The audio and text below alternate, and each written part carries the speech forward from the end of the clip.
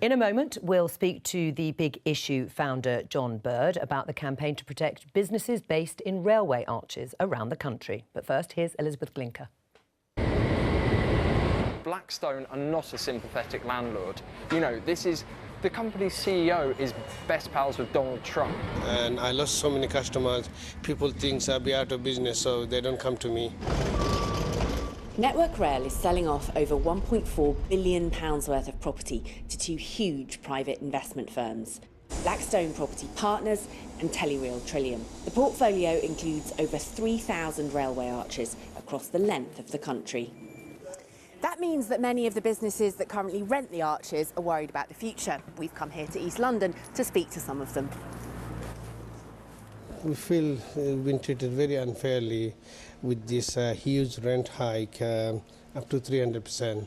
300%? 300%, yeah. And there's no way you can afford that. Like many tenants, Ali Sharif has seen his rent shoot up since the decision to sell the arches was made in 2015. Network Rail vigorously denies it, but some think the rent hikes were about forcing out old industrial tenants to make the arches more attractive to property developers. Where would you go if you couldn't afford to stay here? I have no idea, because there is no place available around here, and a majority of my customer is around Hackney and Tower Hamlet. So I don't know. I mean, I looked at so many places, so many options, but it's not there. Just around the corner from Ali's garage is the E5 bakery, owned by Ben McKinnon. Over the 8 years I've been running the business, it's been built up through collaborations with businesses on the street. For example, the stainless steel tables were made by the fabricators down the road. When our ovens broke, the company who repair second-hand catering equipment and sell it on came in and fixed it. And every single one of those businesses is gone because of really high rent rises. Are you certain that this is going to be terrible for all these businesses? Because you speak to the new landlords and they say, we're not planning to turn this over. This is a long-term investment. We want people to be running their businesses. Things are going to carry on as normal. They are hell-bent on making profit. What we don't have is enough inner-city creativity. We don't have start-up spaces. So our only hope left is if local councils step in and protect a diverse business base at the core of the communities, because otherwise we're having a homogenisation and we're really losing what actually makes these areas interesting.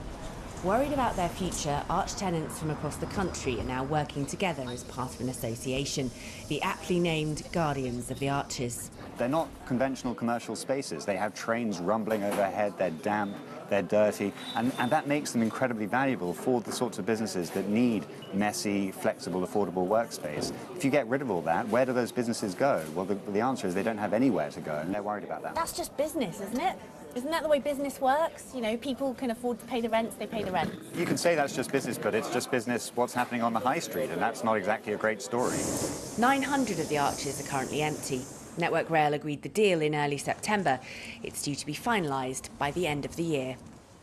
Elizabeth Glinker reporting. Well, Network Rail didn't want to be interviewed for the film, but they said that rent reviews are not in any way connected to the sale, that holding rents below market value would deprive the taxpayer of income, and that the majority of rent reviews have resulted in increases of less than 10%. Now, they go on to say that no one tenant has seen an increase of more than 150%, and they will work with any tenants who face difficulty. Let's talk to John Bird, who's been campaigning on this issue. John, just listening to that statement from Network Rail, you say and claim that the rents have increased in some instances by 300%. They say none were over 150%. What level of rent increase do you think is justifiable? Well, I don't actually think 100% is justifiable. When you've been paying £33,000 a year, and then somebody comes along and says, actually, we're going to put it up to £66,000 a year, that doesn't really reflect the marketplace. That doesn't reflect the value of the property, and the fact that Network Rail has spent absolutely nothing on those arches. They just slung the arches at people and said, get on with it, do what you want, we'll just want our rent. They have been a vile, medieval landlord. I can't think of any other way of describing them. Right, I mean, they have not involved the tenants in the decision making. They didn't come to the tenants and say, we're thinking of selling the whole lot of you off. Right, is this so different? I mean, it may be completely wrong, but is this so different to what happens in other areas of business, that this is the way, unfortunately, they are treated when it comes to rent increases on the high street, for example? I mean, is there a special case for the businesses under Arches? Well, there's a special case because what you're trying to do, you're trying to encourage people out of poverty. You're trying to encourage people out of long-term unemployment, and they're getting into their small jobs. They're creating their small businesses, startups in the cities, and therefore they do need nurturing and they need helping. Now, this is a public asset. This was not an asset that like that's owned. It's not Blackstone's a portfolio in the City of London. This is a public asset which is being passed over for money to an organisation. You're passing it over to Telereal and to Blackstone. You look at their record. What happened to Southern Cross? £500 million. That's what Blackstone got. And what happened? The company went dead a few years later, and all these old people were put out and all that stuff. Well, hang on, John. Let me just read a statement from them too, because you've mentioned them. Blackstone and Telereal Trillium also declined to be interviewed, but said they will take a tenants first approach and are committed to ensuring the unique value of small businesses are maintained. They haven't done that, did you say? Well, I mean, Chris, listening to this, is this another example, as many people see it, of the market not working?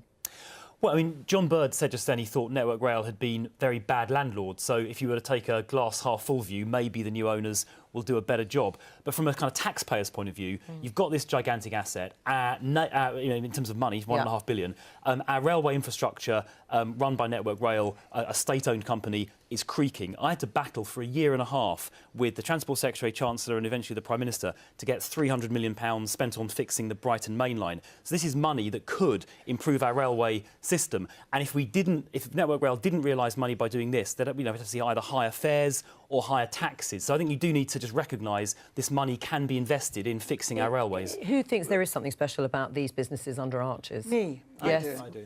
I do, because I actually think that we're hollowing out our cities. It's really important that we recognise that in these sort of archways are, as John said, small business, creative business, artists, artisans, lots of people who really can't afford high rents. And by getting rid of those sort of places, what you know is that these will be taken over, and I would say to you, within 5 years, there'll be wine bars.